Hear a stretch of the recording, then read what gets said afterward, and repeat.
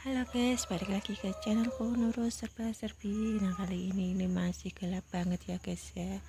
Aku menikmati udara pagi yang ada di depan rumah. Nah ini masih gelap, masih subuh.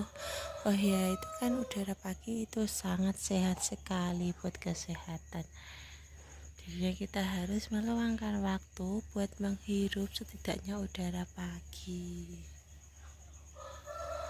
Udara pagi yang dihirup di pagi hari itu bisa membuat sistem imun semakin meningkat, karena udara pagi bisa membentuk antibodi, di mana antibodi itu bisa memperkuat sistem imun. Seperti itu ya guys ya, manfaat udara pagi.